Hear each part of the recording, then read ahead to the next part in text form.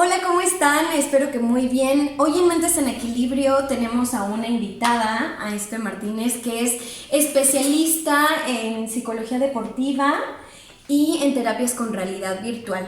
Y justo vamos a hablar de ese tema, ¿verdad, Espe? Sí.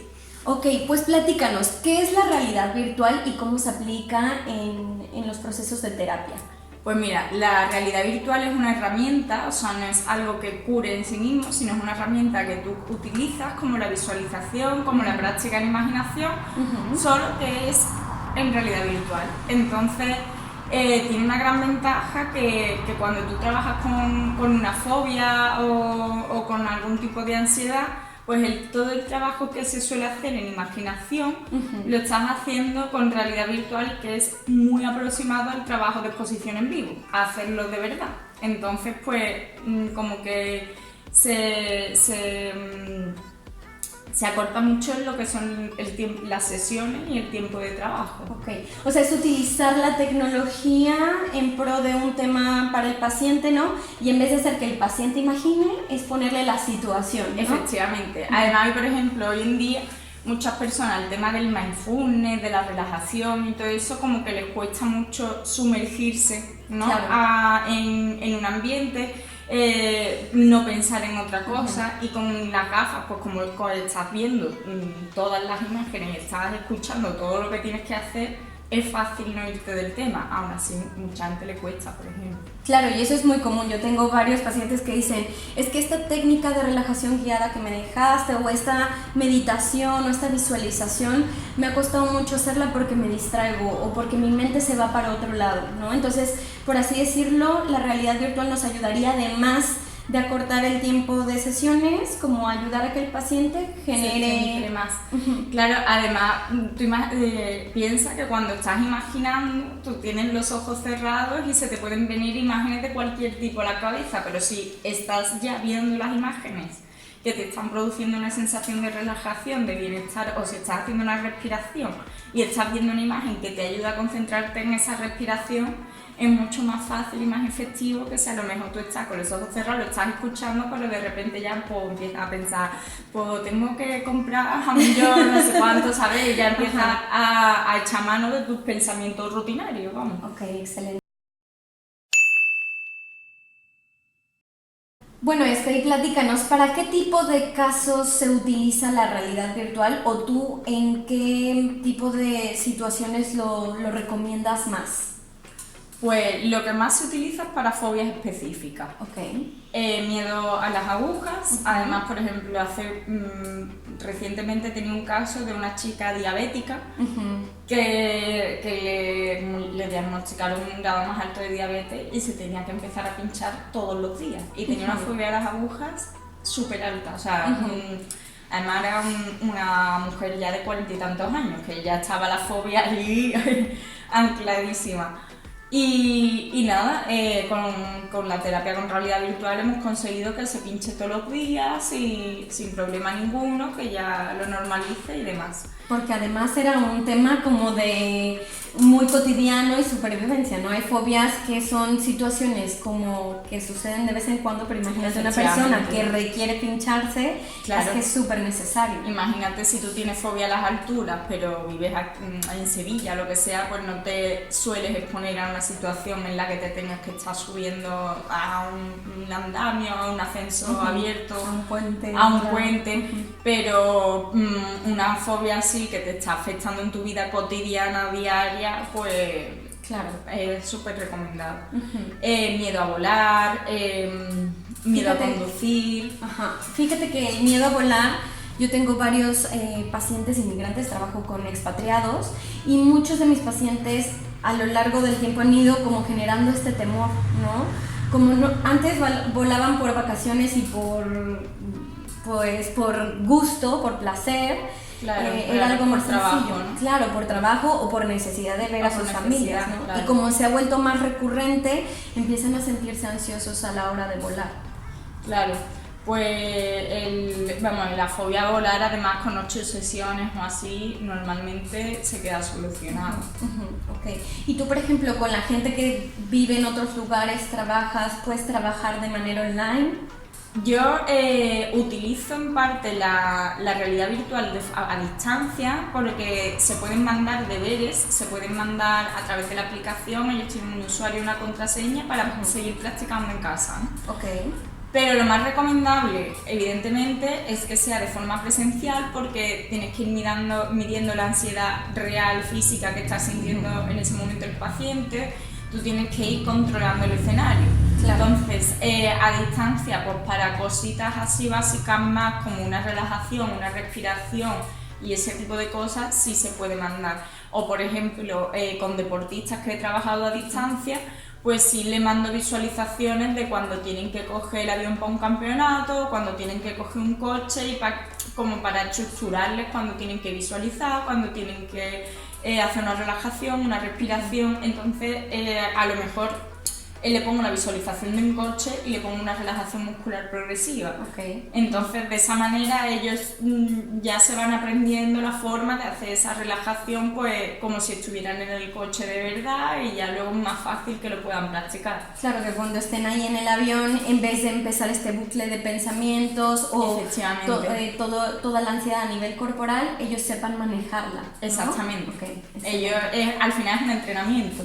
Entonces lo que aprenden es a controlar ese tipo de pensamientos y a saber manejar las circunstancias en las que le pueden venir y cómo actuar cada vez que le vengan los pensamientos o la falta de aire o la sudoración, efectivamente.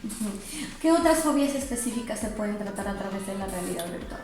Pues miedo a los animales, a palomas, perros, arañas, cucarachas. Okay. Lo que pasa es que todo el mundo que tiene fobia a las cucarachas, que es un 90% de la población, es como, uy, pero es que no quiero pagar para que me pongan cucarachas delante. Y yo, bueno, pues seguirás teniendo. Pero todo eso se puede trabajar. Miedo a hablar en público, ansiedad ante los exámenes.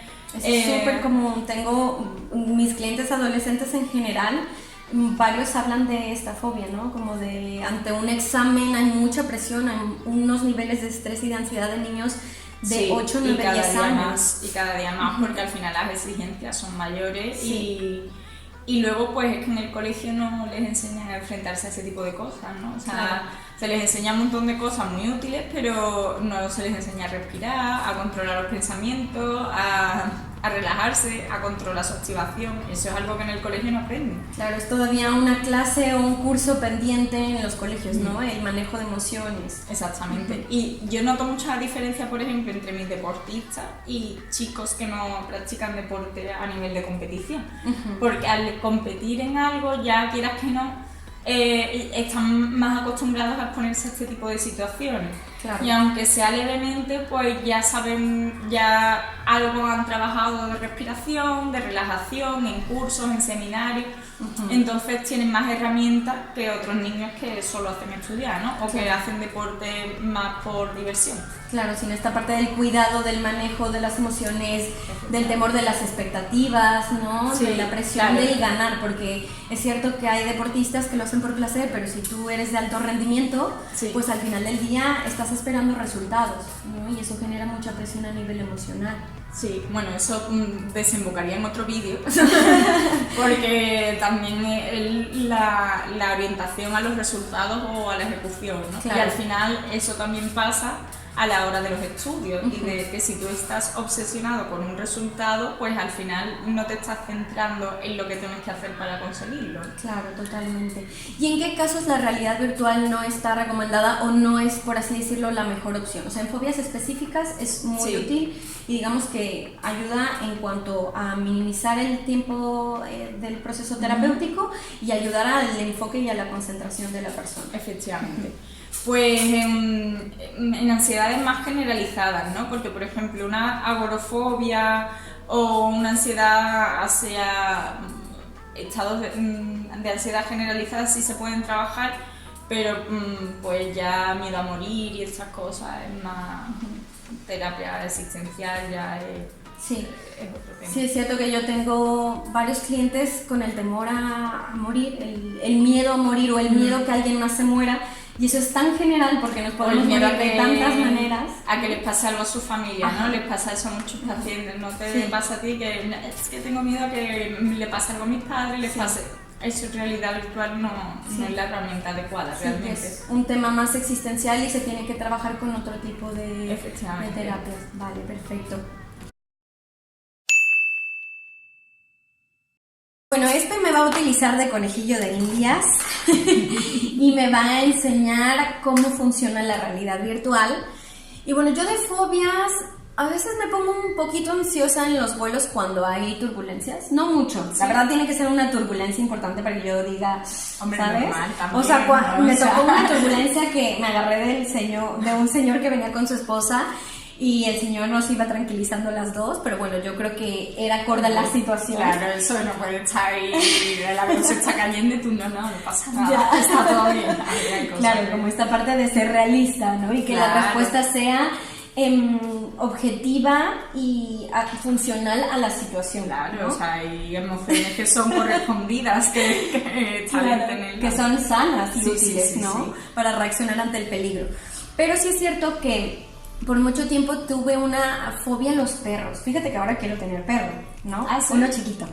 Pero por mucho tiempo no podía entrar a una casa sin que amarraran o encerraran al perro. Si había un perro, en México hay muchos más perros en la calle, me cruzaba la calle con tal de no pasar al lado del perro. O sea, había una evasión, una evitación, y además yo notaba cómo empezaba a sudar, me ponía súper nerviosa, palpitar el corazón, como un terror muy grande, ¿no? Bueno, esto que lo cuentes a mí me parece súper bien porque creo que mostrar este tipo de vulnerabilidad, entre comillas, de los psicólogos Sí. es súper sano porque la gente Totalmente. piensa en plan, ay, tú siendo psicóloga tienes fobia, oye, que yo también tengo emociones, Claro. pensamientos y que son que sí, que nos pasan estas cosas y que en la medida de que nos afecten también le ponemos solución y le vamos a otro psicólogo y, Claro, y a también otro vamos a especialista. terapia, Sí. exacto. Y es súper importante eso, normalizar, que le tuve por mucho tiempo miedo a los perros y ahora te puedo decir que siento que no es lo mismo, pero quiero ver qué tanto queda, porque Vale. me queda claro que si me pones un perrito chico yo estoy tranquila, pero si me pones un perro grande y que veo que es agresivo, yo creo que me sentiría tensa, ¿Sí? ¿sabes? Vale, pues lo que voy a hacer es que te voy a poner varios ambientes, ¿vale? Para Vale. que tú también a ver qué te parece todo esto. Ujú. Y te pondré parte del programa de fobia con perros. Pero Ok, vale. lo ideal que tenemos que hacer primero, antes de empezar a trabajar con una fobia, es establecer una jerarquía de exposición, ¿no? Y Ok. empezar a trabajar por lo que menos ansiedad te produce hasta lo que más. Claro. Y ir haciendo una desensibilización sistemática, progresiva, de forma que te vayas habituando a la fobia, ¿no? Claro, porque habrá, por ejemplo, quien tenga miedo a las víboras, pero si la ve dentro de un serpentario, un protegido, O, no tiene por ejemplo, las ningún- arañas, ¿no? Pues hay gente que ni una foto puede ver, Claro, o que hay no la puede ver niveles. ni en la tele, entonces pues hay que empezar por ese tipo de cosas. Te voy a poner biofeedback, Ok. ¿vale? En el que necesito 2 deditos. Ok, Espérate, por separado. Ahí. Si te Ajá. aprieta me lo dices. vale. Y esto lo que va a hacer es, esto registra la conductancia, la conductancia de la piel, ¿vale? El sudor y demás. Vale. Y es bastante preciso. Y lo que hacemos es compararlo con una escala de ansiedad subjetiva, ¿vale? Entonces te preguntaré del 1 al 10 cómo estás de ansiosa, ¿vale? Ok. Siendo 10 lo que más y 1 lo que menos. Bueno, pues vamos a empezar poniéndole el miedo a los perros. Yo desde el ordenador puedo controlar pues que el perro esté más cerca, más lejos, que tenga correa, que tenga bozal, que no, ¿vale? Vale. Tu nivel de ansiedad del 1 al 10, ¿cuál dirías que es? A ver, es que tiene bozal, eso me preocupa un poco. Pero yo creo que bajo 2, lo tiene bien agarrado y con bozal. Vale. Muy bien. Pues os voy a enseñar por aquí lo que está viendo ella. Aquí tiene la imagen que ella estaría viendo, que es una placita con un señor con un perro que está bastante lejos. Y aquí tenemos el nivel de activación de Irene. ¿Vale? Ahora veremos si se corresponde realmente lo que ella percibe como ansiedad a la ansiedad real. Entonces, si lo acercamos un poquito... Te iba a decir, me da más miedo el tío que el perro. No, a ver, es que lo veo tranquilo, entonces creo que no estoy ansiosa. Vale. Porque está el perro tranquilo. Uf, ya ahí... Sigue moviendo la colita, entonces creo que es amigable. No sé si ya con otra postura me sentiría más... Pero creo que caminaría alrededor del perro, la verdad. Sí. Y si... Vale, este es un Bull Terrier, pero si te pongo así uno más... Este, por ejemplo... Ya cambia la cosa. Sí. Y si le quitamos la correa... Uf, no, ya aquí sí. Aquí ya me estresé un poquito. Sí. Vale. ¿Y si le quitamos el bozal? Uf. ¿O te parece así más amigable? A ver, no lo veo tan malo porque está tranquilo, pero me impone un poquito. Creo que no pasaría lado a lado. Vale. Creo que voy a tener que trabajar esto antes de adoptar un perro. Para comunicarme con el paciente, yo le puedo poner un mensajito a través de la plataforma. ¿Ves? Que pone ahí como un terapeuta y te pregunta a nivel de ansiedad. Entonces, si le quiero mandar mensajes al paciente, lo hago también a través de aquí para no interrumpir lo que esté viendo. Y luego, por ejemplo, tengo también aquí para controlar como la hiperventilación y la taquicardia. Entonces, así escuchas como el corazón acelerado. Sí. Manipularía un poco como tu sensación de ansiedad. Ajá. Para luego defenderla también. Ok. Otra sensación también así para aumentar como como la de la visión doble. Lo ves como un poco turbio de repente, así como si estuviera, porque muchas veces la fobia no pasa como que tienes sensación de desmayo y demás. Sí, que se te nubla la vista. Sí. Vale, bueno, te voy a quitar ya de este ambiente para que te relajes un poquito. Mira, este por ejemplo es el escenario de miedo a volar y empezamos en la casa y tienes a la izquierda las maletas, ¿vale? Para salir de viaje y demás. ¡Guau! Sí, es un soplón, ¿eh? Ajá. Entonces, pues podemos ir metiendo que en las noticias pues digan que ha habido un accidente de aéreo. Eso sí me raya un montón. Te voy a meter en el avión. Vale.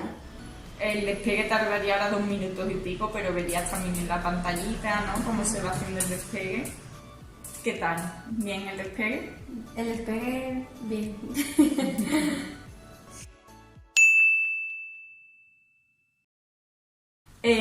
Por ejemplo, el miedo a hablar en público, a mí me gusta mucho, me parece que está súper conseguido. Y tienes, por ejemplo, el caso de una oficina en el que tienes una reunión en el trabajo, ¿no? Y esto es muy útil porque hay un montón de situaciones en la vida diaria en las que te tienes que exponer a hablar con gente así en el trabajo y demás, ¿no? Entonces, pues, mira, ves que los tienes ahí a todos. Sí. Uf, también las actitudes, ¿no? Sí, Este es muy bueno, es como te pone... Te enfrenta como una situación que además no puedes controlar porque no puedes controlar las emociones de otras personas. Pues de hecho lo tenía puesto en la configuración, ha cambiado de fácil a difícil, por eso has visto que ha cambiado la comunicación no verbal. Exacto, la comunicación no verbal. Entonces, por ejemplo, tú imagínate que estás ahí exponiendo tu idea, ¿no? Y ahora te dice este tío que te dice, pues la idea no me convence, no sé cuánto. Sí. Entonces está bien para ensayar reuniones de trabajo. También me ha pasado con una chica que es jefa de una empresa, ¿no? Que tiene su propia empresa y lo pasaba realmente mal para tener reuniones con sus trabajadoras. Entonces trabajamos técnicas de comunicación y de asertividad. Hicimos muchos simulacros con este formato de reunión. Y ahora te voy a llevar a dar una charla en público. Vale. Entonces, pues aquí te puedo meter aplausos, alguien que se vaya de la sala. Entonces, para trabajar la respiración diafragmática les pongo este pececillo. Infla cuando tienes que tomar aire y se desinfla cuando tienes que soltarlo. Entonces, la verdad que... Visualmente te ayuda a hacer el mismo movimiento. Exactamente. Claro, porque la respiración diafragmática a veces para la gente es difícil, ¿no? No sabe cómo hacerlo, con qué frecuencia. Gira de arriba, de la zona de arriba del pecho y claro, no saben llenar la barriga de aire, es algo que cuesta bastante. Claro. Que al final es lo que hacemos cuando dormimos, porque cuando estamos durmiendo hacemos ese tipo de respiración, pero claro, que la respiración profunda hasta el diafragma. Me gusta mucho y como dices, yo creo que para las fobias específicas, la de volar, la de hablar en público, la de los animales, es bastante útil. Me parece muy impresionante. Bueno. Pues bueno, Espe, muchísimas gracias por esta colaboración. Aquí puedes ver los picos de ansiedad cuando ha ladrado el perro. Ha sido un subido.